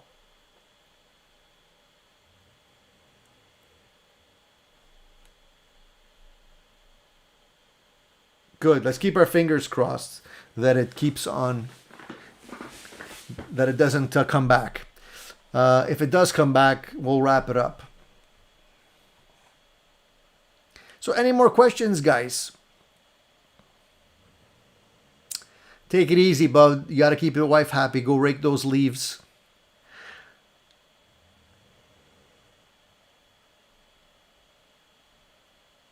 Great. I'm happy it stopped. You know what? With more and more people doing online video conferencing and all this kind of stuff because of work and everything, sometimes I feel that the bandwidth on these the companies that give you the service, sometimes they go a lot lower than they claim to be able to offer you. And I always keep track of what it's at before the shows, and sometimes I'll even reboot the router before starting the show just to be on the safe side. But sometimes it'll just drop unexpectedly. So, you know what I mean? You'd figure you'd get better service, but it is what it is.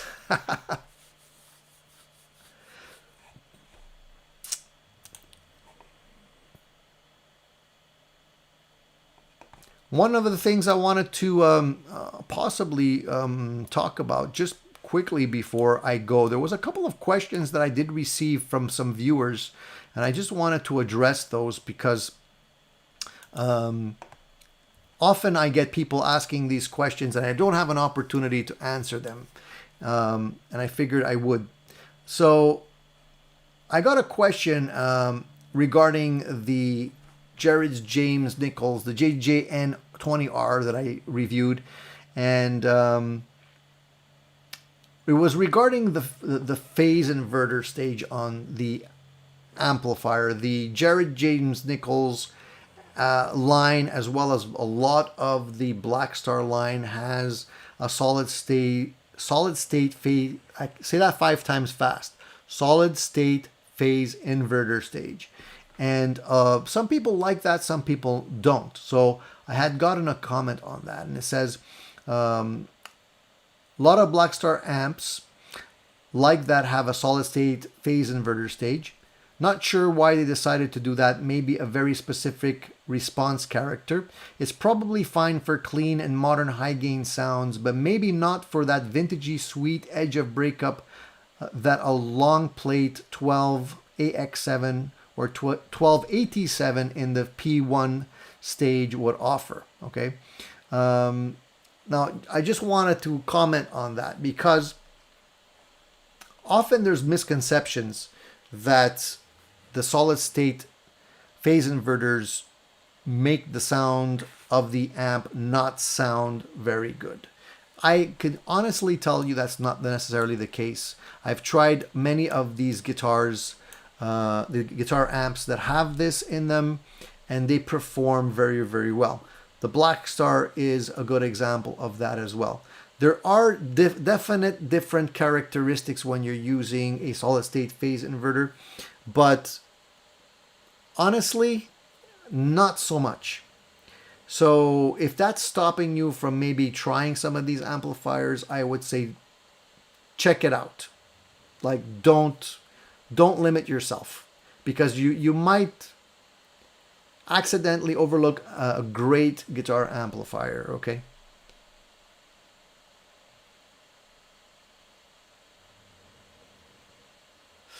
What if money was no object, what would your dream Telecaster be?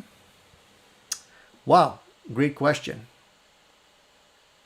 The dream Telecaster, I think, let me just think about this carefully, because honestly,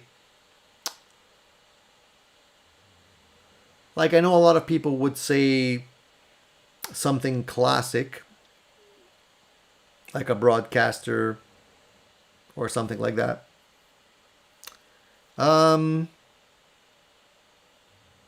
I mean, I like the 52 reissues.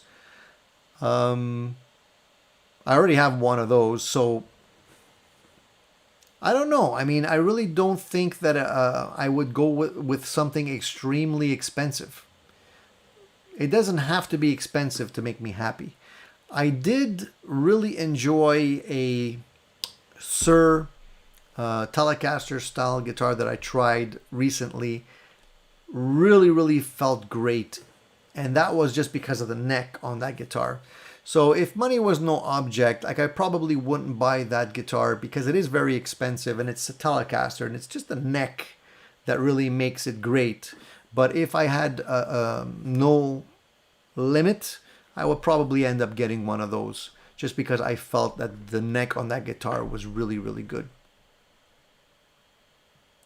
So I don't know if that answers your question or not.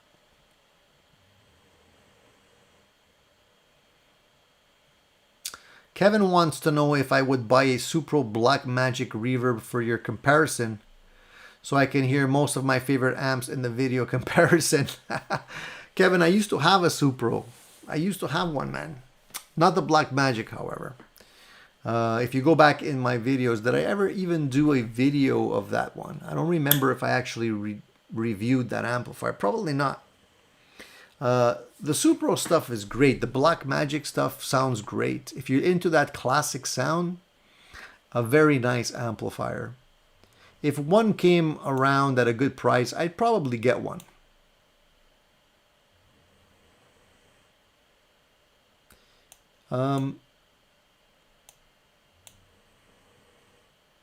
Do you have a favorite Seymour Duncan humbucker bridge for Super Strat? Well, the Seymour Duncans that I've tried, the JBs are usually quite good. I like those a lot. I have the JB in my Kramer Beretta Special behind me. Is it behind me? Oh, it's over here. It's out of the view, but I like the JB.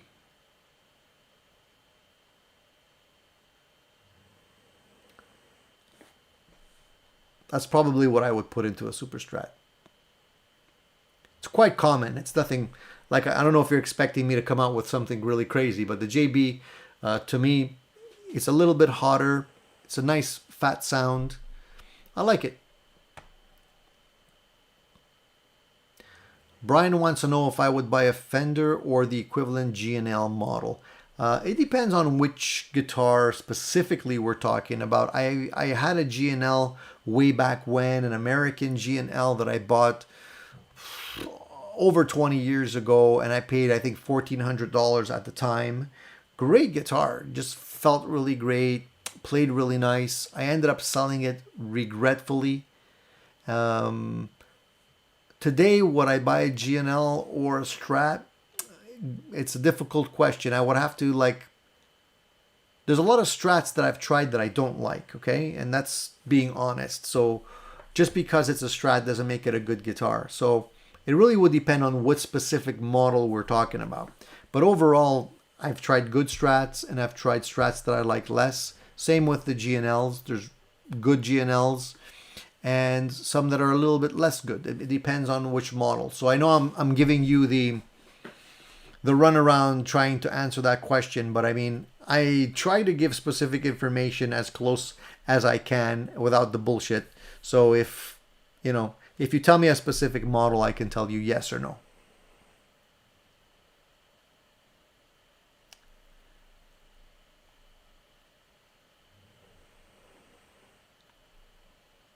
Yeah, exactly. The JB is an all-around great. It's a great pickup. A lot of people like them. Check this out, guys. I'm getting a call from Tunisia now. Tunisia. Anyway, it's crazy. It doesn't stop.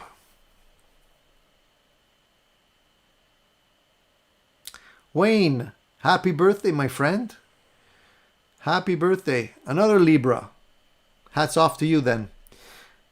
How do I stop gassing? It's my birthday and I can't find anything to buy used. You're not looking hard enough, Wayne. Come on.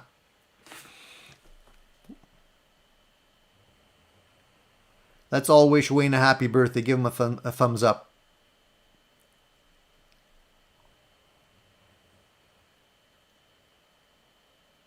Henry says, coming back on your kit, what are you expecting when completed in terms of sound? Will it sound close to the original depending on electronics, wood, and quality? Well, Henry, the thing with kit guitars, that's always the $1,000,000 question. You don't know what you're going to get. It's like a box of chocolates. So you can spend a lot of time and energy playing with a kit guitar, and at the end, maybe it doesn't perform or sound or feel like what you expected. But I approach my kit guitars a little bit differently. I tried to build kit guitars to be something that I can't get off the shelf.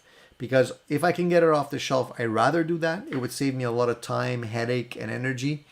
But I enjoy building kits because it's almost like building models. When I was a kid, I would build little model planes and cars and tanks and all this kind of stuff. And it just gives the mind and the hands something to do when you're going through winter. And here in Canada, winter's long, it's cold, and it's boring. So, it gives you something to stay busy with. And what's better than building a guitar, So, but yeah, you don't know what you're going to get at the end of the day. So, a lot of people that I've seen start off kit builds have ended up with their heart broken because they've run into issues along the way, or at the end of the day it doesn't feel quite right or sound quite right.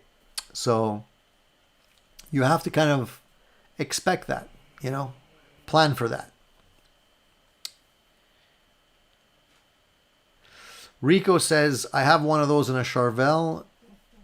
It is good, just wondering what Tony likes in case I'm missing something. Well, if we're talking about pickups in general, like you said specifically Seymour Duncan, but I mean there's a lot of other pickups out there that I like a lot, and probably better than Seymour Duncan's. But you said Seymour Duncan's, so I answered that question with Seymour Duncan's in mind. Hey, the Gospel of Mark, nice to see you, my friend. Appreciate you stopping by. You don't want to get fired, go back to work. You can rewind it and watch it later and skip all the buffering issues that we've had. Cowtown's Customs wants a Brett Mason Telecaster. I tried one of those guitars in Vegas at a guitar shop, and I was amazed at how light it was. So I'm pretty sure those guys are using the Palawuna, I don't even know if I'm pronouncing it right, Polonia type wood, which I have a guitar that is made with that type of wood over here, right back there, that guy. Extremely light. It's like floating light, and that was really cool. I like that. I like the feeling of that Telecaster, by the way. So the only thing I didn't like about it was the price tag. No, the Sir that I was talking about was a Sir Custom T, and it didn't have humbuckers in it. It had standard Telecaster style pickups in it.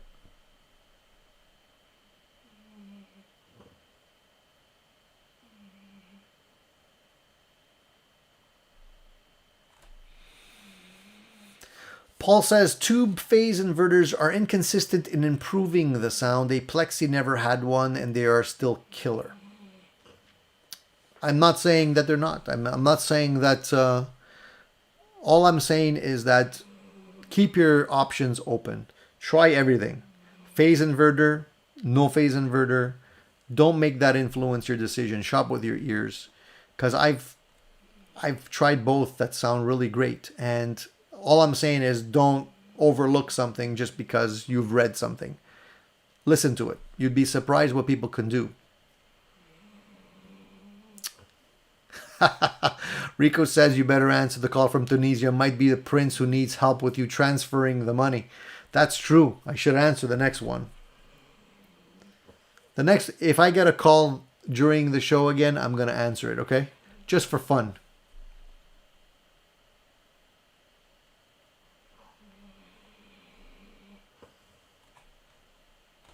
So guys, anything else before we wrap up for today? We've had a great show, a lot of great questions today. I'm very happy to see people participating in the chats and giving me some very interesting questions today. We talked about guitars, we talked about amplifiers, pedals, we talked about the guitar center possibly closing down. We talked about a whole bunch of stuff. What else do you guys want to talk about?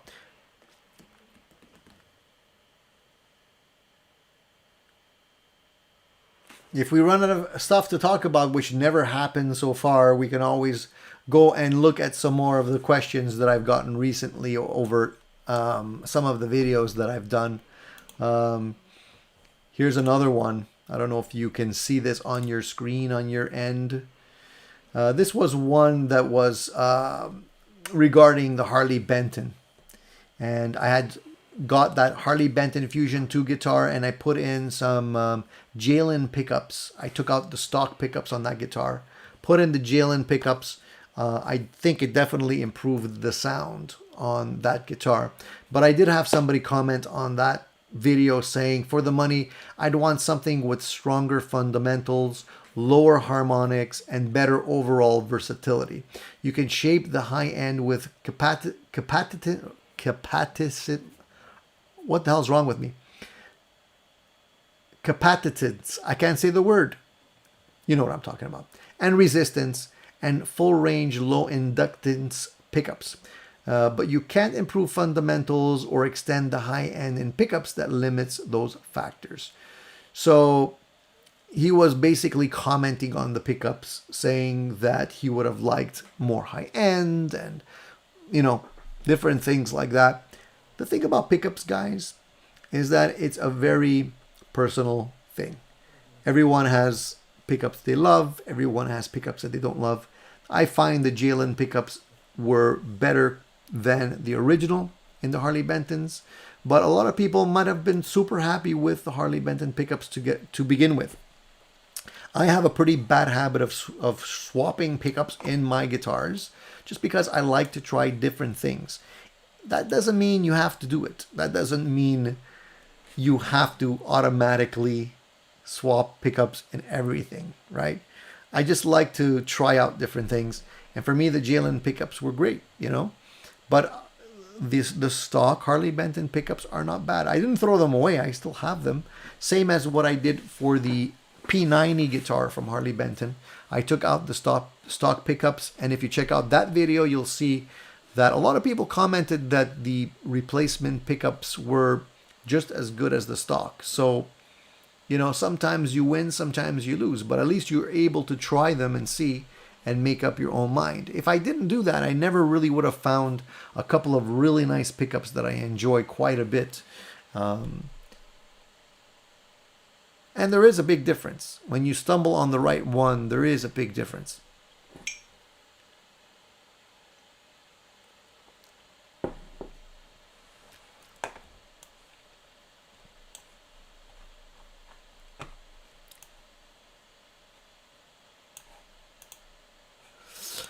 So I hope we're still not getting any buffering issues. It seems to be holding up, so I'm going to just keep it up for another 10 minutes, and then we're going to call it a day.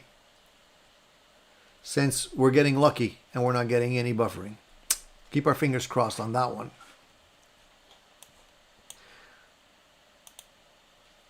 I'm going to talk about this one in a second. This is another question that I received. This was regarding the Tone King of Tone clone that I bought from 68 pedals on a reverb, and you may or may not still be able to get these. I don't know if they still make them or not.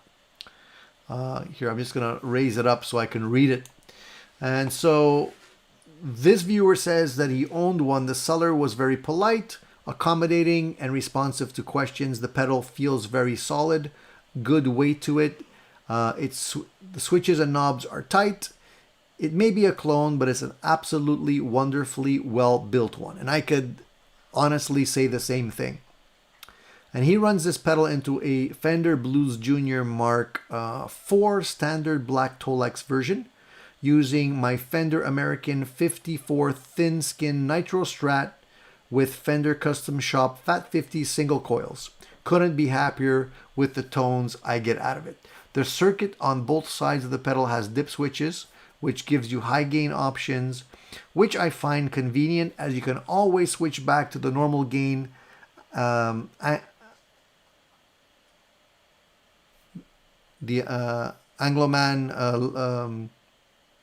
analog man level and kick it when you need more juice. I highly recommend this pedal. So what I can tell you is that I didn't want to buy the original because it's just too darn expensive. So I did look for a clone specifically that would cover that territory, and that pedal really did a good job. Check out the review if you're looking for something along those lines and don't want to spend hundreds and hundreds of dollars and wait. If you want the original and you have the dough, get the original. I'm not trying to convince anyone to go with clones, but they're out there. And I'm super happy that I tried that one. I also have another one from 68 Pedals that I didn't have an opportunity to review yet. And this is a clone.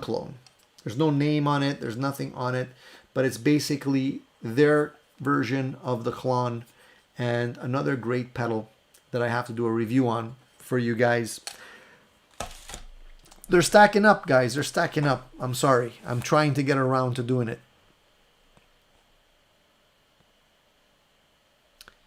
Cushman says, I hated my 90s Les Paul Classic pickups put in 57s.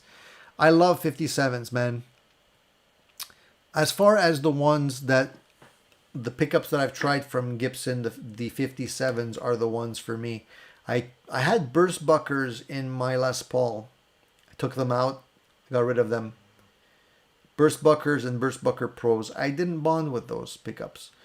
I like the 57 classics I have in my 335, and I replaced the Gibson pickups with one of my Gibsons has the Monty's Guitars PAF pickups in there. Great pickups. I say it over and over again. You guys are probably getting tired of hearing it, but definitely those are the ones that brought my guitar to life. And I'm always on the search for other types of pickups, guys, you know.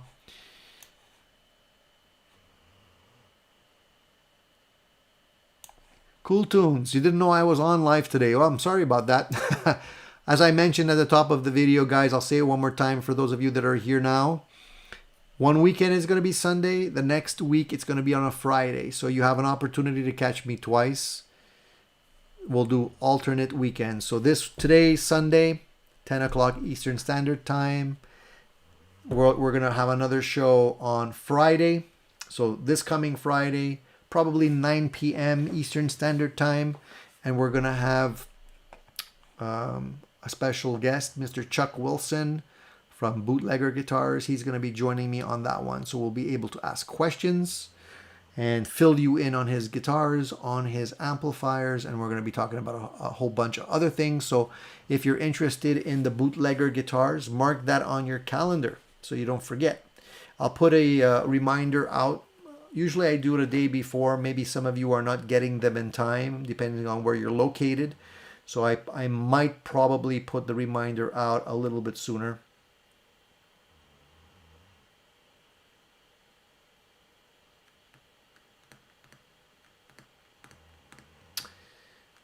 Jeff says, I got the Fusion 2 following your reviews, 6 months to arrive due to COVID. Wow. I forgot I had ordered it until I got the shipping notice. Great guitar, gonna put Iron Gear Blues engine pickups in it. There's some nice pickups from Blues Engine, not from Blues Engine, from Iron Gear as well. The Rolling Mill I've tried. The Blues Engine sounds good. The Tesla Sharks also sound good.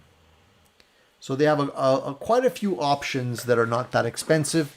It's the darn VAT tax and the import charges on those pickups that kind of blow the deal for me, because they're not expensive pickups, but by the time they get over to Canada, you're paying almost regular price for like Seymour Duncan's at that point, you know?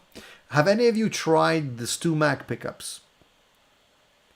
I know there's a couple of Stu Mac pickups, the Golden Age series, that some people like quite a bit. And they claim to be that, you know, classic PAF sound. That's what everybody claims. But I have a couple of people that have told me that they do sound good. So if you've tried those, let me know. Rich says, favorite Telecaster bridge pickup or neck pickup? Good question. Gotta think about that and get back to you on that one. I've had interesting success with the Twisted Telly. Fat 50 and Twisted Telly combo sound pretty good. What else? I'm just trying to think.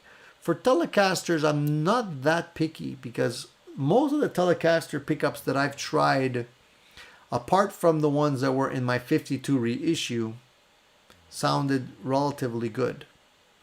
The ones that I didn't like were actually the ones that came in my 52 reissue. I like my Telecaster to have more bite to it. So any pickup that has a little bit more bite is something that I would try in the Telecaster. You have to just be careful not to get something that's going to be extremely like ice picky. You don't want to. Telecasters can become ice picky quite quickly. Some of the custom shop pickups from Fender sound really good. It's just that they're darn expensive and they're hard not to get. They're hard to get outside of the guitars that they're putting them in. So they don't always sell them separately. Yeah, Terry, my dog is snoring. You can tell she's bored. Poor dog.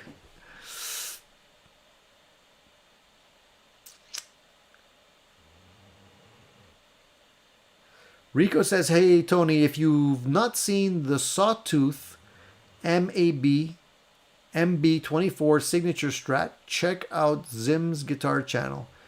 He reviewed my guitar, $212 delivered. That's interesting.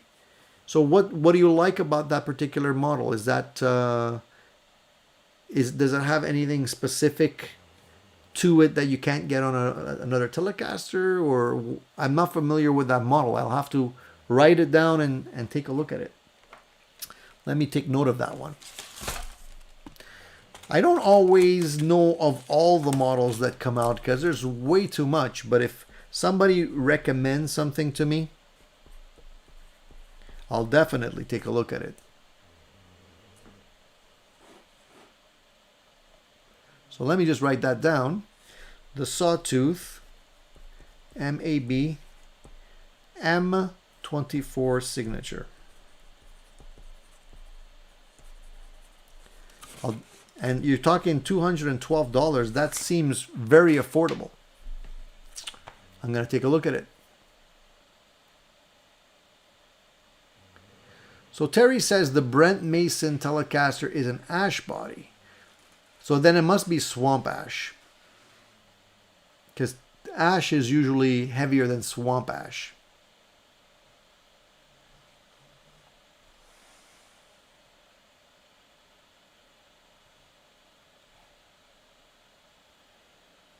And Corky Cat says PV is releasing the new HP2 model.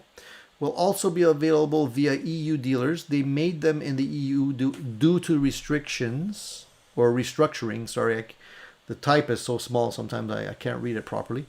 Due to restructuring due to COVID, they are excellent. Might I say better than the EVH model? Interesting. Interesting.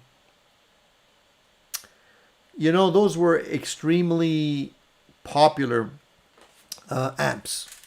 So I'm not surprised. I'm curious to see what PV is going to release next, because PV's been doing great stuff. They're like the working man's amp company, in my opinion, and they have a lot of great run-of-the-mill amplifiers that are reliable, not too expensive, and sound pretty darn good, in my opinion. So I'd love to see them get to the next level, you know, and give some of the big boys, I say big boys, PV is actually one of the big boys, but I mean some of the boutique builders a run for their money.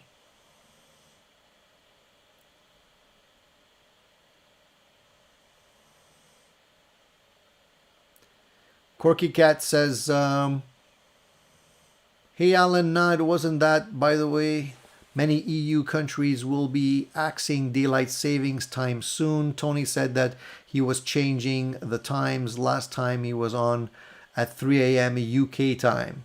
That's the thing. So you can catch me twice now. UK time, Saturdays or Sundays, it's going to be probably late for you guys. Fridays, I don't know. Friday, if I'm on at 9 o'clock, the UK time is what, 7 hours ahead? So I don't think you're going to be getting up that early, unfortunately. I would have to make it later than that for you to catch me on, or much earlier in the afternoon. Terry says, yeah, the notifications haven't worked for me in a long time. I wonder why that is. I still send them out because I want people to be aware, but if they're not working, I don't know why that would be. Tony, I put a StewMac in my deluxe Telecaster, little weak and thin for me. Yeah, I was talking, however, about the golden age humbuckers, the PAF styles. So you're putting them in a Telecaster. Telecaster pickups can be thin. It depends on what kind of pickups you're putting in there. I like them to be bitey, but not thin, right? I like it to have a little bit of girth. Sort of like, you know, between a Strat and a Les Paul. That's where I aim for my Telecaster sounds.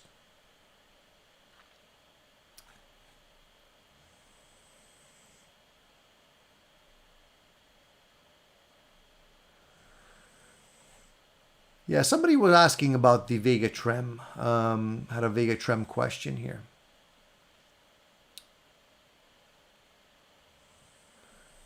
Where did it go? I had it here.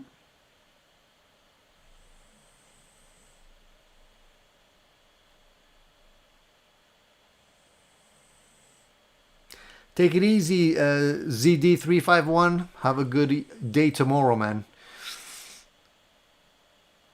Oh, here we go. So Jeffrey Hall wanted to know if I had any updates on playing the Vega Trem, thinking about putting one in my American Performer.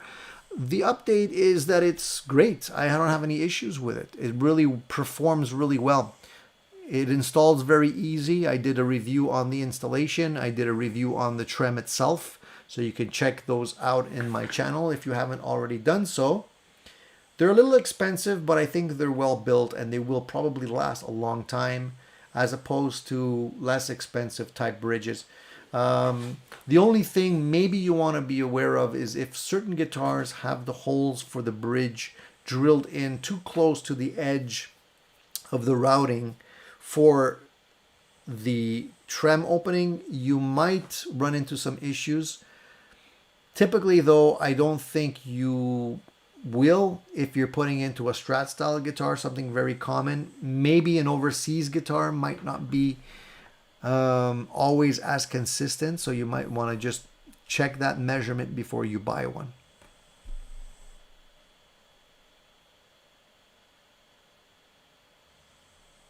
Kevin, I have not been able to try out the Pod Go.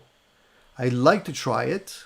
I did get something else recently. I don't want to show you because I'm showing you everything here, but there's another couple of items that I have to review, and one of them is another multi-effects unit. But it's not the Pod Go. I'd like to compare the Pod Go with the units that I have here, though. Haven't been able to get my hands on one.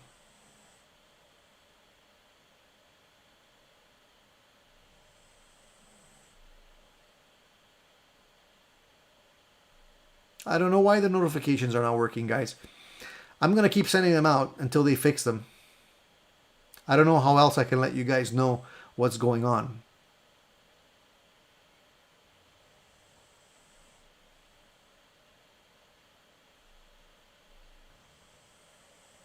That's the thing about those amps. They're pretty expensive right now, eh? They're like over $2,000. I wish somebody would just lower the price floor for these amps to something reasonable. Nobody wants to spend that kind of dough for it, you know? That's why I tend to buy used, because, you know, why pay premium? So Rico says it's Michael Angelo Batio's import signature. It's hard. It's a hardtail, 2 humbuckers, 24 frets. Okay, so it's not really a Telecaster. It's more like a hybrid Telecaster with humbuckers. I'm going to check it out. I will check it out. I do have a sweet spot for the Telecasters with humbuckers in them. The other Fusion guitar that I picked up from Harley Benton was also a humbucker with that configuration with the humbuckers in it. It was a Telecaster with humbuckers. So they're pretty cool. I like this. I like the single cut guitars a lot. I tend to gravitate towards them for some reason.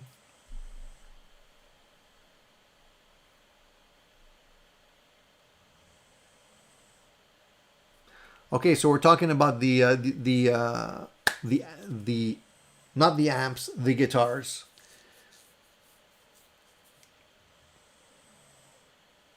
Okay, I understand what you're saying. So basically, for those of you who are not following like me, so EVH used to use PV guitars briefly. Then he switched over to Music Man, and then he went to Fender. So when I guess Eddie was using the PV version of that famous guitar that he liked, they probably had to stop selling it because of the contract, and they were stuck without it. So I wonder if now that Eddie's gone, if that opens up what they can do in terms of the rights to using those guitars. Law is tricky, man. A lot of these companies have really good lawyers. Charlie S. Tony missed before. What is the amp in back of you? Head next to the red headstock. Oh, okay. This guy. So, this guy over here, is that what you're talking about? That guy? That's a Brunetti Plexi, man.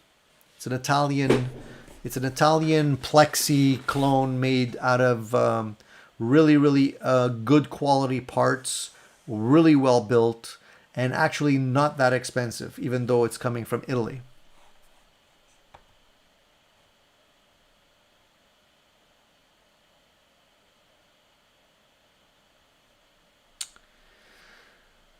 Rico, I gotta check out this thing because it's you guys you're talking about stuff that I haven't seen yet, so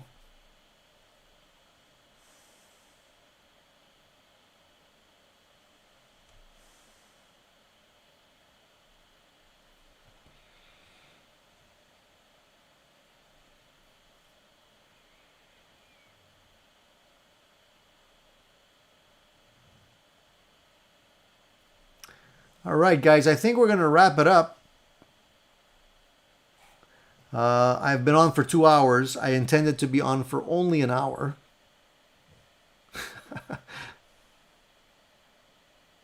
Yeah, I could do that. I can do a little video saying when I'll be live next. Maybe pre-record a couple and just pop them in and remind people.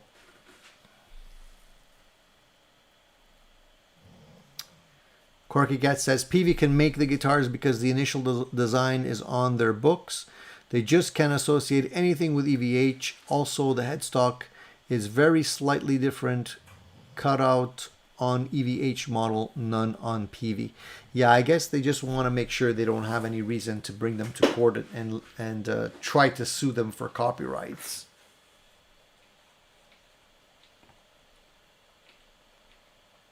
Well, guys, it's been wonderful. Another great Sunday chat. Thank you very much for participating along with me today. I enjoyed having everyone's company here. Hopefully we will be able to come back next Friday with my good friend Chuck Wilson from Bootlegger Guitars. He's going to be here to answer any questions you may have about his guitar, the Bootlegger that I reviewed. And if you haven't seen that review, take a look at it. Beautiful guitar, semi-hollow body. Really lines up really nicely with between a Gibson and a Gretsch guitar, along those lines. Plays really nicely. I've been enjoying it extensively over the last couple of weeks that I've had it. So check out that video. And if you have an opportunity to check out Chuck's other guitars, head on over to Bootlegger and just get yourself familiar with the brand. He's going to be here to answer any of your questions and specifically talking about his new amplifier that he's working on as well.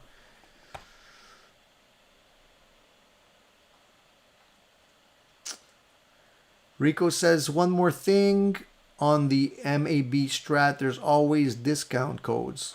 Last I saw was Musician for 15% off, but brought mine down to 250, from 250 to 220. Well, thank you for sharing that with us, Rico. So anybody that wants to take, wants to buy one of these guitars and use the Musician discount code, that's 15% extra off.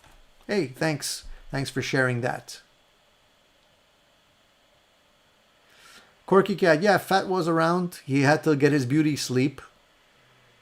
But he was here at the top of the video, top of the show.